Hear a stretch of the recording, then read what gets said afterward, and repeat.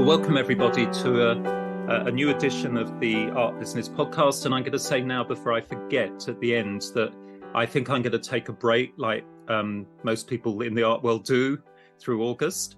So this will be this will be the last one, I think, until September. So please look out for my notifications after that. My guest today, and it's a lovely guest to have, I think, for the final one before the break, is Paola Lucente.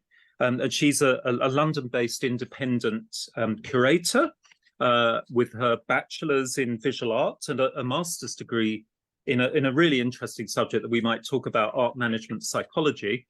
And Paola worked several years in the contemporary art scene for big names like the Zabludowicz Collection in London, the Guggenheim Museum, the Marian Goodman Gallery, Scope and Volta art fairs in New York. She's now director and curator of Procreate, a UK-based organisation which supports the professional development of contemporary artists who are also mothers and others, I think, working across different disciplines. So welcome, Paola, to this podcast. Thank you. Thank you. Thank you for having me.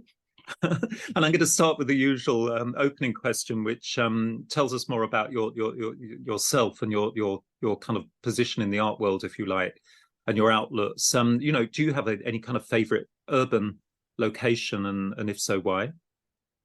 Well, with the risk of being banal as Italian, I would say Rome, but because has a special place in my heart. I'm born in a very small seaside city, Bari, which you may know because of it's a touristic destination, pretty hot at the moment in Puglia. And I've studied classical studies. I did the Liceo Classico, which is based on Greek and Latin, especially. And as many people in high school, you still don't know who you're going to be, what you're going to do. But the only thing I knew is that I had to live in Rome and I had to be part of the Roman life. So basically, the very first time that I went to Rome, it was during the final year trip during my last year in high school. And I literally collapsed in front of the Colosseum. So I guess I had it's a well-known, the Stendhal syndrome.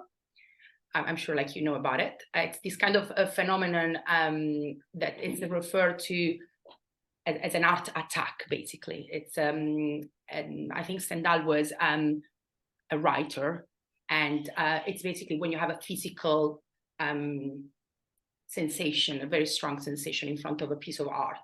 And in fact, that was the sign for me that I was very attracted and intimidated by this piece of architecture. Then, obviously, I studied art history, and it seemed like the reasonable choice for me to go and live in Rome for many years. So it has a special place in that sense. I knew every little bit of architecture, every little bit of museums, statues. It's the place that it's for me like the ideal city, although I would never live there. So I would just only go and visit, because after 2 years living there, I've discovered obviously how difficult it is to navigate a city like that. Especially after New York and London. It's a city where actually I wouldn't be able to live, but it's I think my favorite city in the world. Well, that's interesting because I've never been asked this, but my answer would also be Rome. Okay. It's always difficult to answer questions about favorite things because it often depends on your mood, and there are certainly other cities in the world, including where I live in London, but for different reasons really. But Rome is always my kind of go-to place, partly because when I was researching my PhD, that was mainly in the Bay of Naples. I would go up to Rome to study at the British School of Art, which has a really good classical archaeology library. So like you, I'm a classicist as well, but originally. One wouldn't want to be in Rome now, though, judging by some of the things people are saying about the heat. The heat. But the Colosseum, I've never heard of I've always wondered if there was a name for this overwhelming artistic experience that you've so eloquently described in front of the Colosseum of all places, and Stendhal, as in the author. Yeah. I mean, I've never knew, like, after I researched also, because when I went to Rome and I brought my husband, who is an architect, for the first time in Rome, he collapsed in front of the St. Peter's baldacchino, so the altar. Yes, the Bernini baldacchino. Yeah, the Bernini baldacchino, exactly, which is a beautiful piece of architecture, obviously. He collapsed. And then I remember that I did collapse, like when I was a teenager. So by talking about it, we were like, wait a minute. I mean, I'm sure that there's a name about it. And it typically, what I researched at that time is that it's also connected also with maybe like a travel. So you've been traveling, you've been also exhausted probably because you've been like maybe walking around the city for a while. But so it can be also that it's related to like a physical weakness in that moment, or perhaps like you need some water or some food. But it is also, so there are different ones, because some of them is overwhelming when you see too many work of art. So after a museum visit, for instance, particularly in the Louvre, I know there are like so many cases after you see the Louvre. But Rome is one of the cities where many people do experience this syndrome, because it's a city that you keep studying since you are a child. So you have so many, you know them, you know the Colosseum, you know this story. So it's like it's the expectations you have about this building, and then you finally see them. And the majestuosity, obviously, of the building in front of you. So it's a typical thing, apparently, especially in Rome and in front of big architecture, famous buildings or structures. Yeah, and it's something people often don't talk about, which is that spiritual quality, perhaps one could call it, that buildings like art and architecture has. And I was just thinking it's quite interesting that you've got the Colosseum, which obviously, you know, was a place where many people and animals have lost their lives. Hello? Yeah, so sorry, a little interruption there. So yeah, we were talking about this experience. We might call it spiritual or more psychological. That the Colosseum and the Baldacchino Bernini that your husband claps in front of, they're opposites, really. They're binary opposites. So Colosseum obviously is you know, is almost like a symbol of evil in modern times, where so many animals and people lost their lives, and of course it has that Christian history, which is partly potentially mythological according to some people, but obviously for Christian people it is also a religious sacred site, isn't it, where I think the Pope visits it once a year. I'm just thinking that there's something in that, I think, and the Baldacchino in St. Peter's is, after all, right above the famous tomb of St. Peter. So, you know, depending on your religious or other beliefs, I think that sometimes these things can have an effect that isn't just about the visuals, but about the actual spirit of place, if you like, the genius loci. So that's another conversation, I guess. But do you have any kind of, do you like the countryside or the seaside? Do you have any kind of special place where you escape the city? Yeah, I do like the countryside, although obviously I come from a seaside location, so I mostly love seaside. But and again, I never thought, when you sent the question, I never thought that I was so attached to my old country, my own birthland. But where I come from, Puglia, there is a particularly area which is between Bari, the capital, and Brindisi Lecce, the very end of the heel of the boot, if you want to. And it's called the La Valle d'Itria, and it's like this flat, beautiful countryside that hangs on an amazing, beautiful sea. But it's basically it's a flat area with thousands, not millions, perhaps, of olive trees, and there are very small buildings called the Trulli. I don't know if you've ever heard about it. Yeah, I've visited them. I've visited them, and I know Bari as well.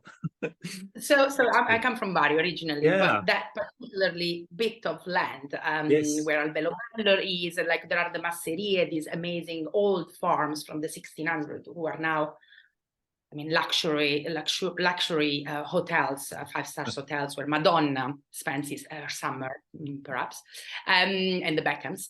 But this truly, there is this bit of like Loco Rotondo and Alberobello, where these small white stones coned roofs, like kind of buildings, very small. Mm-hmm. They're very peculiar to the area. So they're unique, really, and they've been around for many, many hundreds of years. The very first one we can find is from the 1600s, but they think that they're kind of like very back in the, even from the medieval time.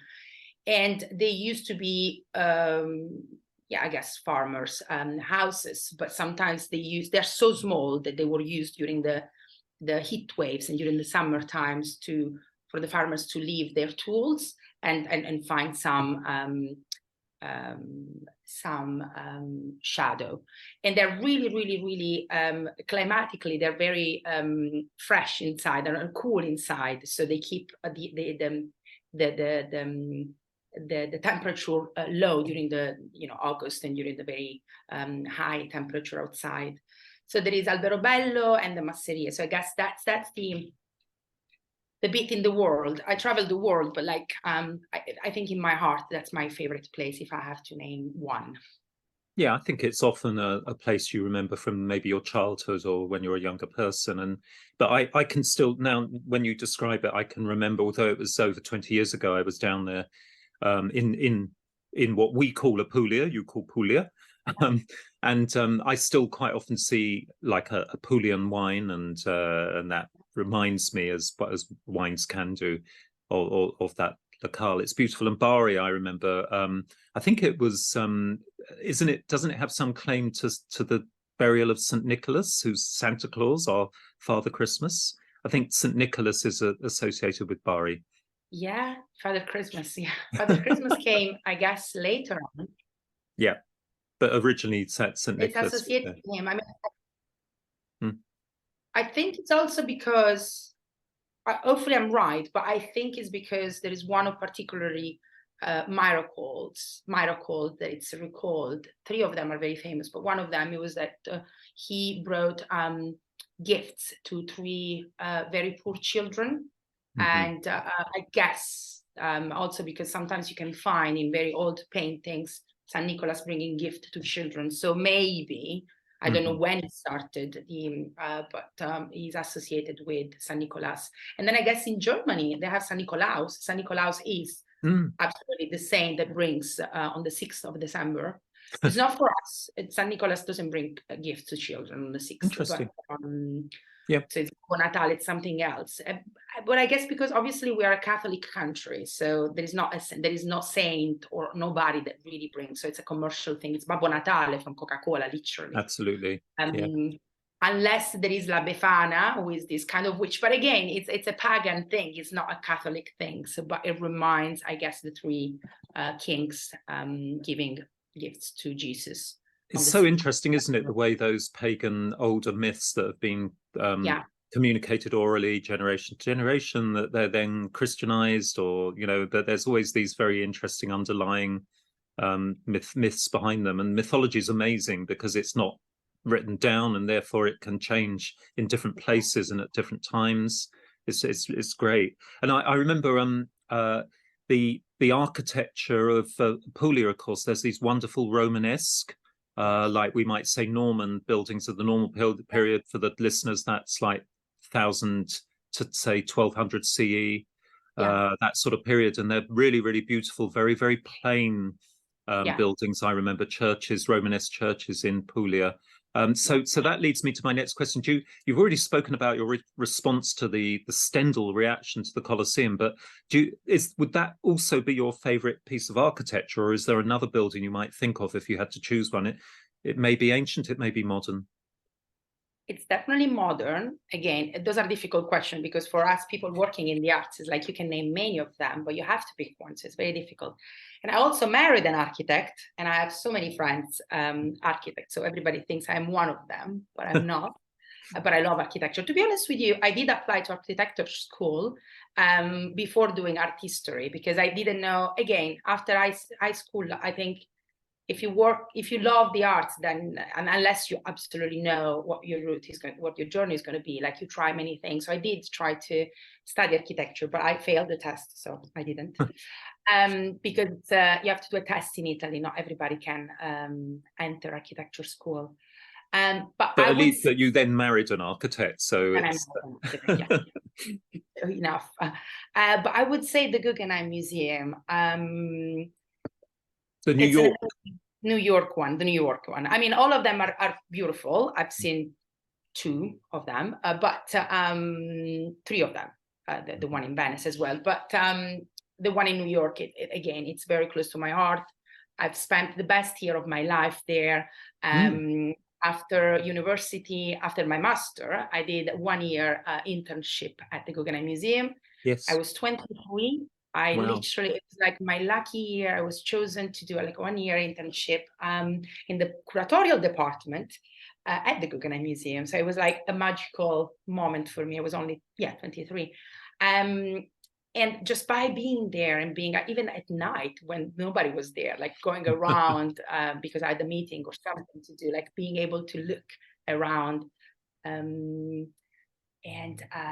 it's an amazing building. I mean, thinking about it's an art piece itself, obviously, when it was thought and designed by Wright. It was meant to be like a container of arts, but it's itself it's an art piece, obviously.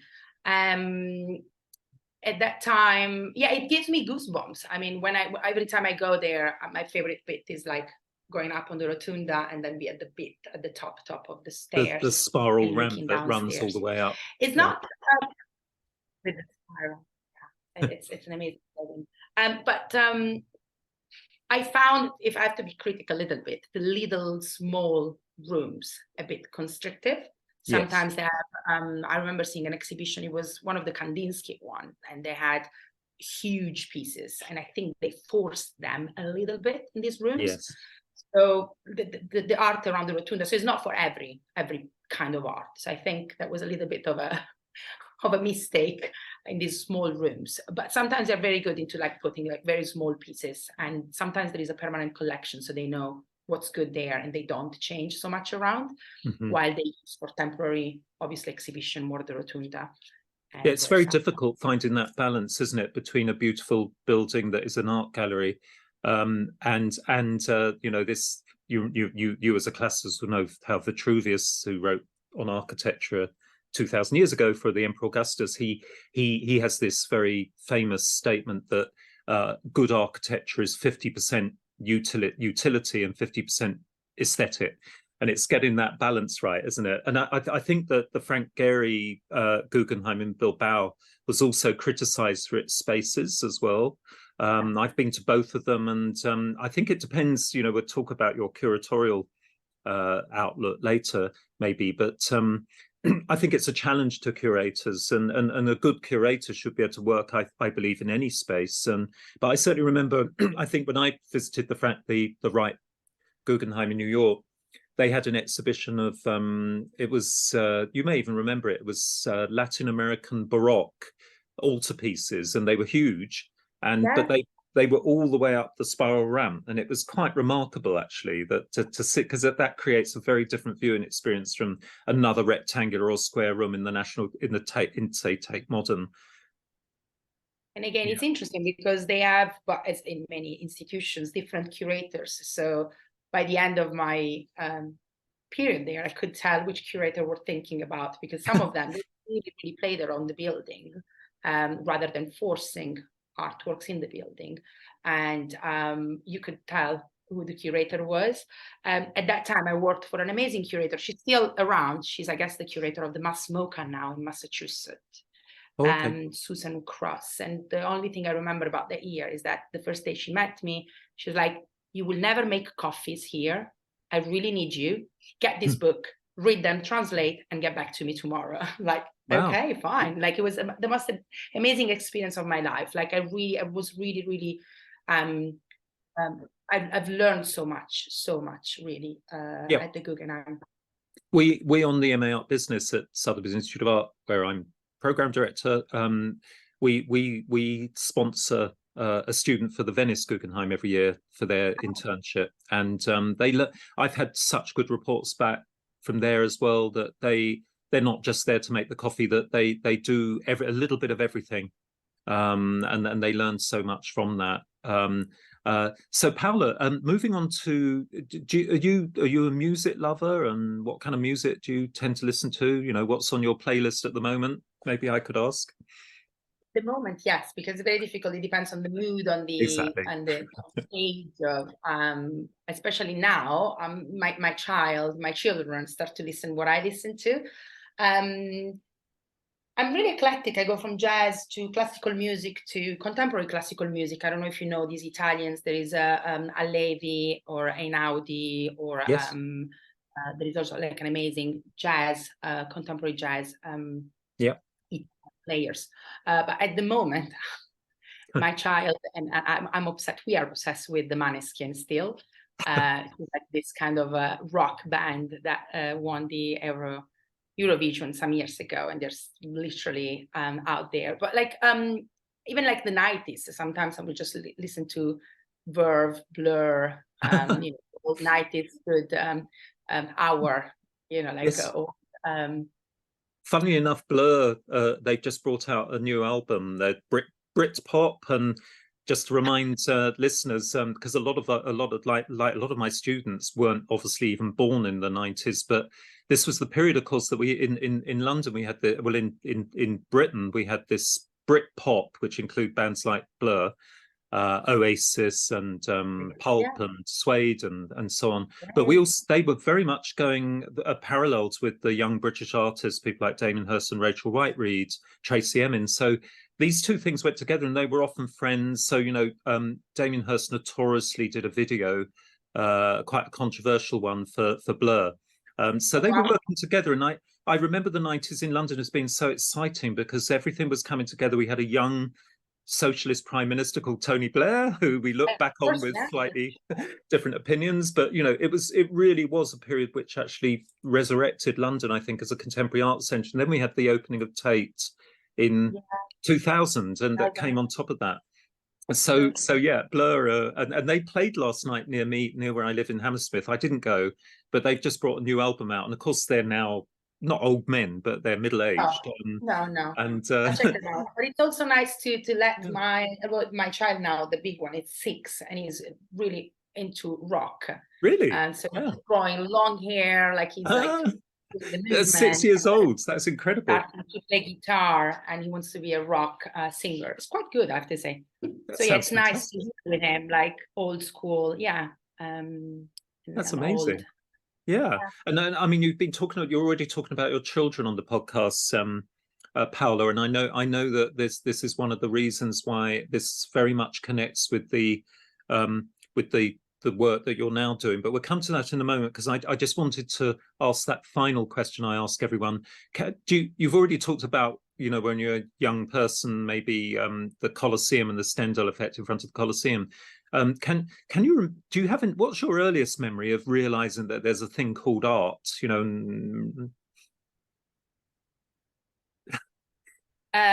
Yeah, I mean, it's also the question. I could read the question in different ways, in a sense that obviously as Italian, you are surrounded by art. So you go to church and see old paintings, museums are around you. Although where I come from, Bari, we had no knowledge or no experience of a contemporary art scene. Sure. And funny enough, I did specialize in contemporary art. So I would say the very first time that I started to think about that could be my thing and appreciate art, it was when I didn't pass an art class during high school. Very funny. Because in Italy, I don't know if the system is the same, but you need to pass pretty much all the classes from one year to another one. But if you don't pass up to 4, you lose the year. You have to repeat the year. But up to 3, you can basically study all summer and give an exam in September. And unless you're absolutely terrible, then they let you pass anyway. But the problem is that you study all the summer. So that year, for the first time in my life, I didn't pass the art class. And to be honest with you, like the teacher was a bit of a goofy person. Like I never took her seriously, and that's why I think like she always like really didn't like me. But anyway, that summer I was like maybe 13. I really passed it in like truly looking at my art history book, and I appreciate it very much because I had to take the time. I was a busy bee during high school, so I was like a singer as well, an actress, like doing many things. So I didn't really leave so much time for studying. So I guess that summer and that book in particularly really gave me the start into thinking that could be something that I could focus on. And in fact, after high school, I did study visual art. And at that time, unfortunately, I was specializing in something I knew there was nothing to do after that in my city. And that's why I left and moved to Rome. But interestingly enough, after having worked outside in Rome and New York, I was called a few years ago to start up and set up the very first contemporary art, permanent art space in Bari. And now it's still open, and I've run quite a few programs for a few years, curated 2 or 3 years of the arts program. And it's now open. It's called Spazio Murat, and it's in the center of the city, and they have a really nice contemporary art program. That seems to be a pattern in Italy, doesn't it? Because we're coming back to Rome, of course. We had we had Mazzi opening up. What was it, about 20 years ago or so? The Zaha Hadid building. There's architecture overlapping again with art.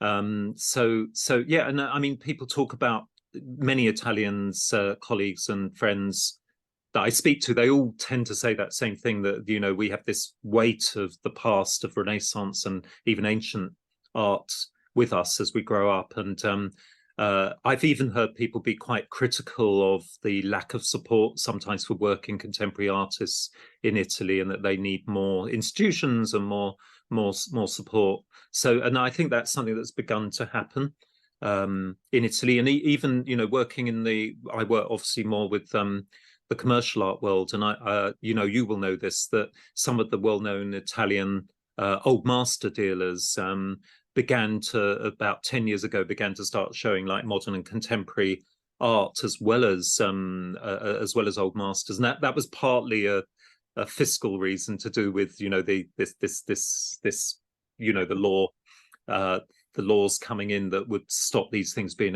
to be exported out of Italy like old masters. It was partly response to that, but it seemed to have a really positive effect on bringing to the attention you know, that great arte povera and sort of post-war Italian art, but also contemporary Italian art.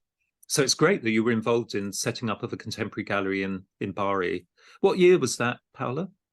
It was 2000, so it was 1 year before my son born, 2016 possibly. Yeah, 2016.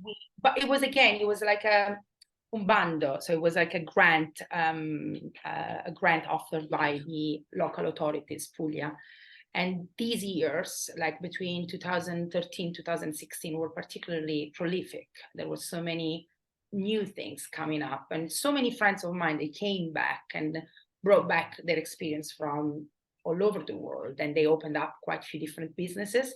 So that museum, that space, it's still a public space because it's one of the main center space in the old city. But the local authorities started to be supported and helped, and started to give in the hands of private companies and private funders those buildings. So I wrote basically the curatorial and the artistic program for the first 4 years, and then we were chosen as the best proposal. So we took over the building, and they're still there. It's the hub in Bari. They're still there. The building. Yeah. It's great that you were a part of that movement towards contemporary. And I think this was a global thing that, you know, from about 2000, I think, in London with the opening of Tate Modern, and the YBAs began to become more internationally renowned. And I think generally, you know, and we saw what happened in the art market. Suddenly there are these black tie evening event auctions for contemporary art. A lot of people don't realize what it was like before that. You know, contemporary art was almost like, was a very internal thing. It was almost sort of it was almost like what we call a closed shop. And I think it's with artists like Hirst, and I think it's become a lot more commercial. Or not commercial in a good sense, if you like. It's easy for people to look at some of this art compared to the art that I was looking at in like the 80s, 90s. So I think it's just a general thing that once you've got, wealthy people who are art collectors getting interested in buying contemporary art, I think that feeds in. It's a two-way thing, isn't it? It's a symbiotic relationship between the public art world. So contemporary art galleries open up more public galleries simply because of the interest in wealthy collectors as well. They're combined. So then your master's degree in art management psychology at the Sapienza University, very famous university, of course, in Rome. And can you tell us a little bit about that experience and how it might have informed and affected your future career, Paola? Yeah, I have to say now, and also like speaking with you and listening to my story, sometimes I do listen to what I say, that my career path has been also shaped by serendipity, in a sense that sometimes things happened to me and I kind of picked and choose and jumped on opportunities as they came. So I'm not particularly didn't really have like a trajectory, or at least like a fix or like a clear trajectory after my university. But I knew that I wanted to work in the arts, but I didn't know in what kind of capacity. So when I moved to Rome, and I applied here and there to different masters, and I was very lucky to be selected for the very first edition of this Master Art Management Psychology, because La Sapienza was collaborating at that time with Columbia University in New York. So they were experimenting this course, and perhaps like I didn't research, maybe there are still now, but at that time there was art therapy, art psychotherapy. So this very first I guess program was trying to mix basically the arts with the science and introduce us students to the psychology and the cognitive neuroscience of how we generate ideas, we appreciate beauty, and how we navigate things. And therefore, there was a mix of lots of psychology classes, but there were a lot of people coming from the professional art world, and they would show us how to use it if you were a curator, and how to make sure that your audience will understand you better, or how to write better, panels when you describe what the artworks are about. So, and there was also how to design, the installations for the arts. So it was very interesting because you could start from like thinking about how we think and how we navigate things, and how you can make an improved experience for your audience.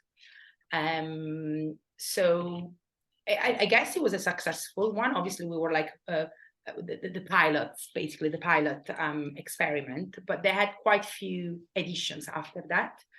And at the end of the master, there was an internship, and you had to choose and pick up a museum or an institution. So of course, everybody stayed in Rome, but I did want to create that connection with New York. So what I thought is like, let me jump now and let me see if I can create a connection with Columbia University, and I'll be working in New York. And that was, so I've asked help to one of the director of the masters, and he had connections at the Metropolitan, Guggenheim, and MoMA. Although he said, I'm not going to choose, I can introduce you, you send your CV, they have their selections. If you're lucky enough, we'll write up like a sponsorship or something, but I have nothing to do with the selection. I said like, okay, I'll try anyway. And I did apply, but because I didn't hear anything from them, so I did apply in May, and we're supposed to do like at least a 3 months internship between May and September and graduate in September. But nobody called me for an interview or anything. So I just decided to go for the summer in New York and work there. So I did travel. I went to New York. I was in New York, and one day they called me from the Guggenheim. They're like, are you happy to come for an interview? I was like, yeah, I'm here. So I went to the Guggenheim, and I did an interview. I was already there. And I guess that was also like my luck, in a sense that probably if they would call me from Italy, my English was terrible at that time. So I think I got the internship because I was there. So that what I think it happened, because I probably wouldn't have got it if I was in Italy. And they told me, well, good, within 2 weeks you start the internship. And I was like, but I don't have a visa. So then obviously it was a post world after, you know, the 9/11. It was very difficult to get a visa, but they gave me like a first class, you know, ticket to the embassy. So they sponsored me, and I was there basically again in 2-3 weeks. So it was very, the master really changed my life in that sense. I still use a lot of techniques. It's good. I got interested in psychology as well. And I feel that in everything I do, I try to also really think about the audience first. And then I would research the team, or I would design the exhibition. Nice example of serendipity, which is a word that you used earlier. I was going to ask you, is there an Italian equivalent for that very English word, I think, serendipity? No, I don't know. No. It's a great word. I think we use it sometimes. And I think there was a movie that, it was in the 90s probably, that gave us or at least brought the concept out. And since then, I think my generation uses. And serendipity, I don't know. No, I don't think so. I think it was first used even by Horace Walpole, the Gothic revivalist in the 18th century, as I understand it. You'd have to look up the etymology of the words, but it's a great word because, as you say, it just means those moments in life where things come together just by accident. I often say to my students, the art world isn't like other careers, that, you know, there are career paths everywhere else, but the art world just doesn't have an obvious career path. And a lot of it is to do with serendipity. You know, you meet someone one day who you know, and they say, oh, we're looking for someone just like you. That the jobs often aren't advertised, but that doesn't necessarily mean that there's nepotism at work, that there's something bad with that. I think a lot of it is just basically goodwill and just knowing the right people. So hence the importance I keep emphasizing to my students who, since lockdown occurred, I think a lot of younger people are not so good at getting out there, not so confident at getting out there and networking, but it is really important. So any current or future students listening to this podcast, you know, do try and build up confidence to go around galleries on a Saturday morning and talk to curators. They're usually very happy to talk to you and give you advice. I'm sure Paola's had this situation in her own experience as a curator, with a younger person maybe coming in and talking with them. And another thing, Paola, you said about the degree in art management psychology. You talked about panels, information that you put on panels when you're a curator for the visitor signage, if you like. I have noticed in contemporary art exhibitions, and be they public exhibitions like Tate or MoMA, or even in private galleries, that what we call art speak, which was a very difficult language that contemporary art critics were taught at university, to use this very difficult language that the general public can't understand. I think that's been broken down a little bit. I don't know if you have any views on whether you think signage should be directed at the ordinary person, if you like, or the interested person who isn't necessarily trained in art, or whether it should be really aimed at people who really understand art terminology. Well, and that's, again, you have different kind of curators as well. And thank God, also like in bigger organizations and big museums, they have a specific department, interpretation department, that specifically look at signages and how to talk to different audiences.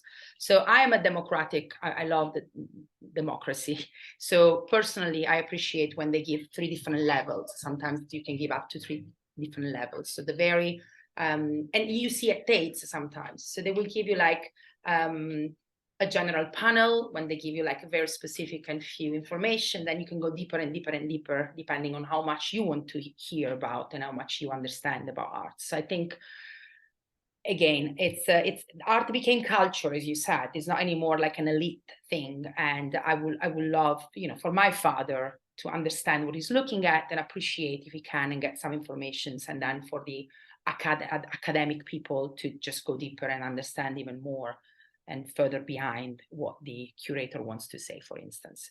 So personally, I do appreciate when curators make the effort. Yeah, I think it's a happy medium between using the correct terminology, but not overusing it so that people just give up reading it. Sure. There is a Yeah. medium. And I think sometimes audio guides are very good at using normal, everyday language to take people around art exhibitions as well. Yeah. And you also talked about so one of my current dissertation students is Derek, is he's researching the use of art as therapy for people with mental health problems. And again, this has grown to a certain extent out of the pandemic and lockdowns, where we've heard that a lot of particularly younger people are now suffering from mental stress and so on. And he's kind of investigating that issue of how art can be used maybe to, and even the creation of art can be used for people with mental health problems. I don't know whether you've got any comments on that. Does it ever come up in your own curatorial work? I think one of his points was, for example, that there's quite a lot of work done with people with other kinds of disability, if I can use that term, like maybe deaf people who with hard of hearing are taken around galleries with people with sign language and so on. But he says you don't often hear about curated tours for people with mental health problems. It's a difficult subject, obviously. Because you don't want to interfere with someone's psychological medication, but are art galleries there to help people with their general mental health state, including people who don't have mental health problems? Yeah, I mean, you see often more and more around, definitely tour for deaf people or people with disabilities. So this is a common thing. Obviously, it's very expensive because you have to pay people and you have to train people to do so. But some galleries, they do. They're looking to be more inclusive and diverse in that sense. There are quite few organizations, and they organize tours, specific classes as well, because again, art therapy, like you can either do it, so lots of organizations, they do use art therapy in order to activate more your left side, I guess, of the brain, which is like the creative part, and that helps apparently with so many different things, starting from mood to different mental health issues. I do work, I know this just because I happen to live on top of Headways, and they are an amazing organization that works with people that had brain damages and traumas, but physical traumas. So they are disabled people especially. And they do create they do art classes, but they bring people around to see exhibitions. I've never been involved, but there must be a way to talk to them in a way that touches them in a different, or heals them in a different way. Maybe it's a development that we will, which is why my students doing the research on this. Maybe it's something that we will see developing more in the future. So Paola, in I think in June, I think you worked for several years for the London collection, the Zabludowicz Collection, and you might want to bring some of that experience into what we're going to talk about now, which is that in June 2018, which I think is 5 years ago now, you became director and curator of this organization called Procreate. So maybe you could tell us a little bit about the foundation of Procreate, which I believe was in 2013, and maybe something about its business model, and then we can talk more about what is, its mission, or maybe you can tell us now what its mission is, and maybe then talk a little bit about how it works as a business, if you like. Yes, so the organization was founded in 2013, as you said, and by my colleague, dear friend, Diana Gravina. She's the founder and co-director and artistic director of the organization. And it's an organization that now supports hundreds of women artists who have a caring responsibility, women and self-identified women and non-binary artists as well, and some fathers as well. I'll tell you more about later. But the way it was created by Diana, it was inspired basically by her own pregnancy experience, and it was born out of the lack of support and representation for women artists going through the same experience of motherhood. So we primarily provide platforms and space for the production of works that would not otherwise be created. And at the moment, we've developed and run quite a few projects. So one of them, and it's one of the very successful one at the moment, is the Mother House Studios, where I am in at the moment. And this is an artist studio space shared by artists with integrated childcare. So we do provide childcare for artists with caring responsibility who wants to come back to work, produce art while taking care of their children. And perhaps they don't have the space at home, or they're not able to do anything because their child needs constantly attention from them. But by being this here, they have their own space, and the children have an amazing children area where they can explore, create themselves, and play. And we have facilitators on site to take care of the children, although the spaces are interconnected, so the children can go in and out the working space. I can show you around if you want. It's a unique model in the world. It doesn't exist. It seems like a very simple thing to set up. It's not, but and therefore it doesn't exist. So we're still, in an experimental phase, in a sense that we're trying out a few things as they come. But we've been here for 2 years, and although we have a bumpy road behind and in front of us, it's an amazing space where to work and come with your children. So if you want to show you around. Yeah, please do. And can you remind us the location in London of Mother House? So it's Catford in Lewisham, London, south of the river in Lewisham. That's really interesting, because like that area of London in the southeast, doesn't immediately come to mind when you think about art and contemporary art. I think you all agree with that. So it's in a really, really interesting location. Exactly. But we have discovered that many people in the arts, so starting from artists, but also curators, director of organizations, they're all around here. They moved after pandemics because, of course, houses are still fairly, let's say, less expensive than north of the river. But it became like an amazing creatively area. There is Forest Hill, there is the Guggenheim Museum next to it, and all small pockets of small little kind of villages, Dulwich and so many other small communities, and they all feed into Catford because it's the center. Yes. And where we are, we were very lucky because we found this huge, I'll show you now, it's a 500 square meters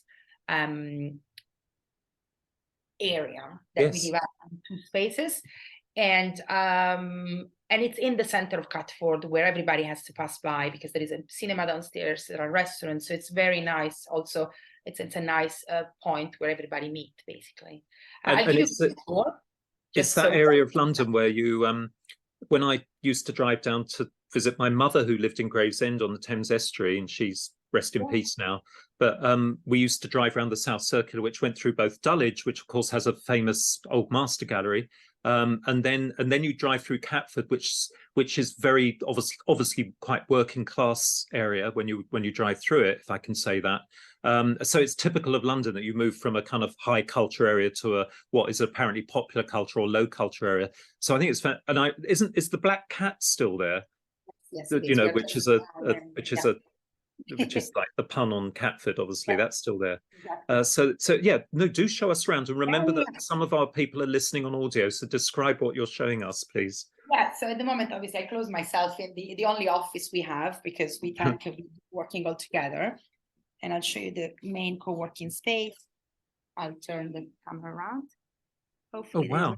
Nursing. So you can find here and there some, desks with our artists in residence. So we have at the moment a group of 30 artists. Oh, yes. That's brilliant. So it basically looks, just for the listeners, who aren't watching this on YouTube, and you can take a look at this on YouTube. We're coming towards the end of the podcast time, so I'll perhaps put some time points in for you. But it's an incredible space, all open plan with individual desks, typical artist studio floors where you can spill paint and other materials, and lots of space really for people. Yeah. And there's windows with light from different directions, natural light. Oh, just going through a door now into yet another huge space. Yes, so it's a no shoe zone, as you can see. Take your shoes off. And this is where the kids are.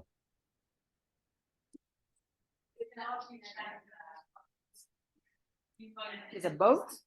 Oh yeah, and there are the children at play and at work, and so you're literally absorbing the children's experience into the artist's experience. Yes. So now it's particular time. I guess it's like some of them are napping and some of them are probably eating. Yeah. We have a common kitchen that we use together, but we usually have 7 to 8 children per day. Yes. All day, and we have 1 or 2 facilitators basically on site. They make sure that nothing happens, but they don't block children. We're not like a crash or like a nursery where you have to, keep the children separated from the parents. So the idea is that you can work, you can still create. If you don't want to separate yourself from your child, you don't have to. Your child can go back and forth. And that's how, why and how basically I work myself, because literally my second daughter, because I was dreaming this place when I was pregnant and my child was 6 months, but we couldn't make it. So we received funds a bit later. Although I bring him here, but he's 6 now, so he's like kind of like an older. This is the rock star, future rock star. But the little one, Dorothea, she literally born here because I signed the contract the day before giving birth. I was in the hospital and we had to start the construction. The day before, I was like doing some checks and I was going to go for an induction the day after, and I had to sign the papers and send the paper to start. And then, luckily enough, my husband, architect took over, so he was running the works here the day after, and I joined a week after, literally with my baby on the sling, and she was coming here basically weekly, and she started to work with me since she was 1 month and a half. So she's been here since then. That's lovely. And can you talk about maybe some of the other people that have appreciated this space, and is it appreciated? Is there a lot of interest in the Mother House space? It is. Since we opened, so originally the idea was created and piloted by Diana in 2016. And they found at that time an amazing space with a huge garden in Waterloo, London. But it was a temporary space. It was just a 1-month pilot experiment, and I had 35 artists at that time.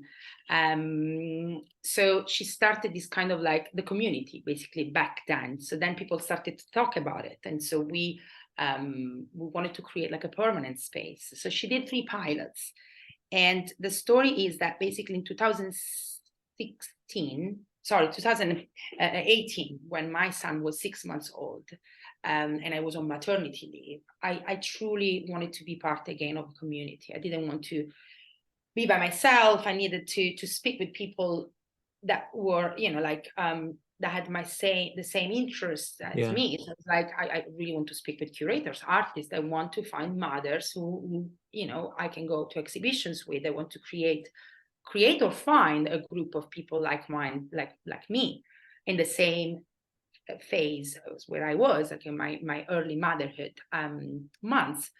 And I didn't really find any groups. So then I started to research, and I thought, okay, fine, I'll create one. What am I going to do? But then doing my research, I realized that there was this organization, Procreate Project, that did some pilot, and then for some reasons, they shut them down. So I contacted them and said, like, I disagree, but you had it first. So can I talk to you? Like, how does it work? Should we work together?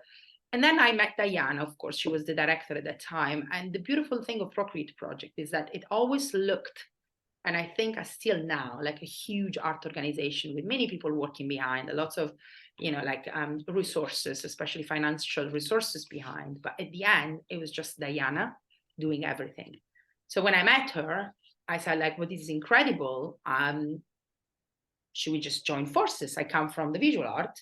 At that time, she was a performer and an art producer as well. But I came from the visual arts. I came from galleries. experience. So I had lots of contacts, lot of, like I've seen things, I've done things that actually I could really put at the service of these organizations. So we started, and my first idea when I joined her, I said, like, I really want a permanent space for mothers to come together and children to be there. So we had this idea of like looking for funds. So we received funds after 2 years in 2018. And the project was one of the last 26 finalists out of 600 projects who pitched to get money from the GLA. So in 2018, and I don't know if it's still going on, but there was this organization called Space Hive, and they every year provided some millions from the GLA and matched a successful project who would be pledged by many private funders. So it's a crowdfunding basic platform, but the Mayor of London would match the same money you would find and give the same amount to you. So we ran that year with 600 other organizations or projects, and we were the final 26. So we were like awarded as well in the City of London building by the mayor, and received in total, I think, £50,000. To be honest with you, were not enough to start off the project. We were very naive at that time, and now we know. But helped us out to, the pandemic hit, and then there was obviously the closure all over London. We were looking for 2 years for a place like that, and finally we did find it in Catford. And I have to say that Lewisham Council also believed in us and believed that actually they really, really wanted to be the first council to provide a service like that. So they were very supportive, and they still are. So the building is owned by the council, but managed and rented off by a big developer. So we actually rent from the developer, not directly from the council. Lots of interest since then. So 140 artists contacted us since then, many more outside London because they want to know how to open a mother house. So 140 to see the space, 100 of them came. The space is not for everybody because you need to be open to the idea that it is possible to work with your child around. Yeah. So I think many people, they just don't even try because we have in our mind the mentality of like, we need to separate work from children, and it is very difficult to think about it if you want. I don't know if you have children of your own, but it is difficult sometimes, and I need to, if I have meetings or like if I have to concentrate, no, definitely I'll have them around. Yeah. But now they're my business cards, so I bring them everywhere. Like I usually, sometimes I nurse in meetings on Zoom, or like I bring them in like big museums when we have meetings. But it is difficult. So some people, they have this, although they come and they see, they're kind of worried because they want their own space. Yeah. And they want all the children out. So unless they come and try out, it is difficult, and it's not for everybody. But so many artists have been able to produce artworks that they couldn't. And some of our artists, for instance, Chin Chin is one of our latest artists who really can talk about how much the mother house benefited her and her relationship with her children as well. She was able to produce so many artworks for 1 year, last year, and then she applied. So she has lost the confidence also in her artwork. I remember like she used to come here and say like, I don't even know if I'm an artist anymore because I don't paint anymore. I don't have time to do anything. And there's not such a thing. You unbecome an artist. It's like, but many women, they do lose confidence because they have to take a break of like 20 years sometimes, because sometimes they don't paint or they don't go back to their practice until the children, they go to high school sometimes. And depending on how many children you have, it can be like 2 to 20 years. So Chin Chin was able to produce so many artworks, and then she applied to one of our other platforms, encouraged by us, the Mother Art Prize. And she was anonymously, because we had nothing to do with the selection, but the judges select the artists anonymously. They don't know the names, they don't know the CV, they just on the base, pure base on the artwork, on the picture. She was selected as one of the finalist 20 artists for the Mother Art Prize, of this edition Mother Art Prize, and also was one of the winner the winners, and she has just closed a solo online show with the Richard Soltoun Gallery, and sold quite few pieces. And now she has 3 more shows in the pipeline. And also, I've just heard a few days ago that there was some acquisitions by a famous Chinese museum. So again, providing platforms, providing space for people that otherwise would be on their kitchen table, and who knows if they will ever have the time to keep going with their practice. I think that, it's such an amazing venture, because, we all know people that, we all know mothers and sometimes fathers who, during the pandemic lockdowns, obviously people got a little bit more used to having their children around them when they were doing Zoom work. So some people are able to do that. And as you say, some people aren't. But it seems to me this is a different thing, because it almost like the presence of the children is, you must learn to adapt, sounds like Chin Chin did, to having children around creates a different way of working, perhaps. But what I was going to ask you is, has this been cloned? Has Mother House been cloned in other areas of London, of the United Kingdom, or the rest of the world? Are other people now creating their own similar spaces, or do you think that you're unique?